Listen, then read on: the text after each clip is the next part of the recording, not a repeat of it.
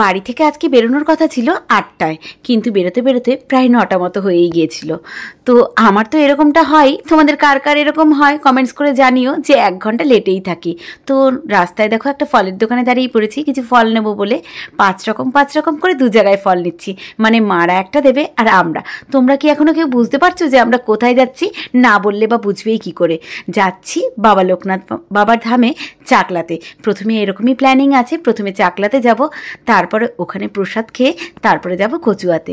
আর অবশ্যই বাবাকে তো ভক্তি ভরে আগে পুজো দিয়েই নেব। তো দেখো চাকলাতে প্রথমে চলেও এসেছি, আর আসতে জানো তো আমাদের অতটা লেটও হয়নি, খুব তাড়াতাড়ি পৌঁছে গেছি এখানে। গাড়ি থেকে নেমে পড়েছি আমরা, দেখতেই তো পাচ্ছ। আর একটা কথা কি বলবো, গাড়ি থেকে নামার সাথে সাথেই ওই ডালার দোকানে যেই সমস্ত মহিলারা থাকে তারা কিন্তু এসে ঢাকাঢাকি শুরু করে দিয়েছে যে ওখান থেকে ডালা কেনার জন্য। আমরা কোনো মতে বুঝিয়ে শুনেই রেখেছি যে আপনার কাছ থেকেই ডালা কিনবো। তবে তোমাদের দাদাভাই এখন লাইনে দাঁড়িয়ে পড়েছে ওই ভোগের যেই টিকিটটা কাটবে তার জন্য। আর উনি তো আমাদের সাথে নাছর বান্দা, যতবারই আমি বলছি যে আমি আপনার দোকান থেকেই ডালাটা কিনবো। তো দেখো তারপরে ওনার সাথে সাথে চলে গেছি এই ডালার দোকানে। বেশ ভালোই মালাগুলো সুন্দর সুন্দরই ছিল। আমি কিন্তু প্রথমে বাবা বলেই নিয়েছিলাম যে তোমার দোকানে যদি মালা পছন্দ হয় তবেই কিন্তু তোমার কাছ থেকে ডালা কিনবো। তো এই মাসিমার দোকানে কিন্তু বেশ ভালোই ফুলের মালা ছিল। ওখান থেকে দেখো নিজেদের পছন্দ মতো ফুলের মালা কিনে নিয়েছি, আর ধূপকাঠি মোমবাতি। এরা তো এখানে আসলে সব কিছু সুন্দরভাবে সাজিয়ে দেয়। তো এটাই এখন হাতে নিয়ে নিয়েছি। এখন যাব মন্দিরে পুজো দিতে। মন্দিরে সেদিন মোটামুটি বেশ ভালোই ভিড় ছিল। ভিড় বলতে গেলে মানে খুব বেশি ভিড়ও না, আবার খুব কমও ভিড় ছিল না। জেনারেল লাইনে একটু বেশি ভিড় ছিল। আমরা যেহেতু গেস্ট লাইনে পুজো দিয়েছি তাই একটু অনেকটাই তাড়াতাড়ি হয়ে গেছে।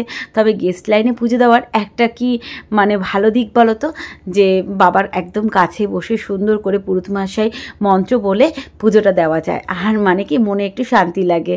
তো নাম গোত্র সব কিছু বলে মানে অঞ্জলি টঞ্জলি দিয়ে একদম সুন্দর করে পুজো দেওয়া যায়। যদিও আমরা প্রত্যেকবার পুজো দিতে এখানে আসলে এরকমভাবেই পুজো দিয়ে থাকি, তোমরাও কিন্তু চাইলে এইরকমভাবে পুজো দিতে পারো গেস্ট লাইনে।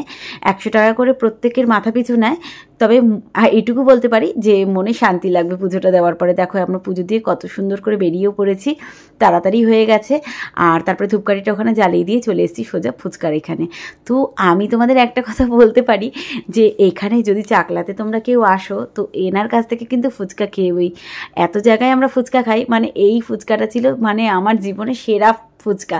মানে এত টেস্ট কি বলবো, মানে নুন টক ঝাল মানে আর একবারও বলে দিতে হয়নি যে কোনটা লাগবে, একবারেই একদম পারফেক্ট ছিল। তাও ফুচকা খেয়ে চলে এসেছিলাম সবজির ওখানে। তো সবজি কিনে নিয়েছি প্রচুর, এখানে ফ্রেশ ফ্রেশ টাটকা সবজি। আর দেখো লাউও কিনে নিয়েছি, লাউটা এত কচি ছিল। তোমাদেরকে এরপরে দেখাবো যে এখন যেই লাউটা কিনেছি তারপরে না আমরা কচুয়াতে গিয়ে আরও অনেকটা লাউ কিনে নিয়েছিলাম।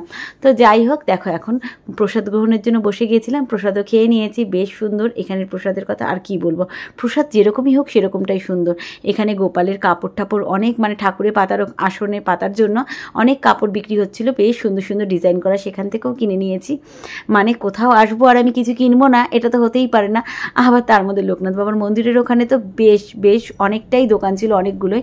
তো তারপরে দেখো কেনাকাটার পরে মানে মন্দিরের যে মাঠটা আছে ওখানে হাঁটাহাঁটি করে আমরা চলে এসেছি গাড়িতে করে এখন যাচ্ছি কচুয়াতে।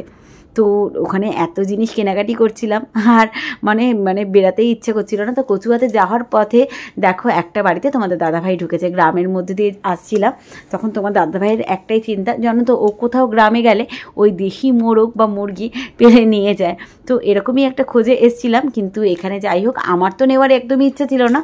তো এখানে পাওয়াও যায়নি, আমি বাবা বেঁচেছি। কিন্তু ও তো এক এক করে প্রত্যেকটা বাড়িতে গিয়ে দেশি মোরগ খোঁজ করছিল। তো যাই হোক তারপরে কচুয়াতে চলে এসেছি। কচুয়াতে এসে দেখো সবাই মিলে গল্প করছিলাম, আর পেটটা এত ভার লাগছিল। কোল্ড ড্রিঙ্কস নিয়ে এসেছিলো বৌদি কিনে, ওখানে কোল্ড ড্রিঙ্কস খাচ্ছিলাম, কমলা লেবু খাচ্ছিলাম। তো দেখো এখান থেকে এখন সবাই চলে যাচ্ছি বাড়ির পথে।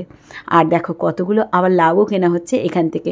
যেমন কচুয়াতে অনেক কিছু, চাকলাতে অনেক কিছু বিক্রি হচ্ছিলো, তেমনি কচুয়াতেও কিন্তু অনেক অনেক সবজি বিক্রি হচ্ছিলো, আর দামটাও বেশ সস্তাই ছিল। আর আমরা যতই বলি না নেব না, মায়েরা কি আর আমাদের কথা শোনে? ওরা তো এই সবজি পেলে নিয়েই ছাড়বে। যদিও আমারও একদম মন্দ লাগে না সেটা বলতে পারো। আর তারপরেই দেখো গাড়িতে উঠে এখন সোজা বাড়ির পথে। তো বাড়ির পথে আসার সময় আমরা কিন্তু একটা ধাবা দেখে চা খাওয়ার জন্য দাঁড়িয়ে পড়েছিলাম।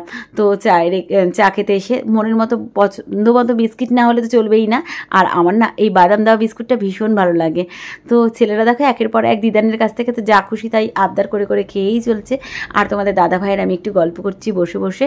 আর বৌদির দেখো এই ওড়নাটার মধ্যে কিছু একটা হয়তো লেগেছিল, ওই জন্য বৌদিকে আমি আর তোমাদের দাদা ভাই মিলে সমানই ইয়ার্কি মারছি। আর শালা বউ মানে তো বোঝ হয়েছি ইয়ার্কিরই মানে একটা সম্পর্ক। তো বলছি বৌদিকে ওড়নাটা ছুঁড়ে ফেলে দাও। তো বৌদিও তো হাসাহাসি খুব করছিল। আর দেখো এরপরেই সোজা চলে যাব বাড়িতে, যদিও আমাদের বাড়িতেই মারা আজকে থাকবে, বাড়িতে যেতে দেবো না। ব্লগটা কীরকম লাগলো জানিও, ভিডিওটা ভালো লাগলে একটা লাইক করো আর পারলে শেয়ার করে দিও। আবার দেখা হচ্ছে নতুন কোনো একটা ভিডিওর সাথে, ততক্ষণের জন্য সবাই খুব ভালো থেকো আর সুস্থ থেকো।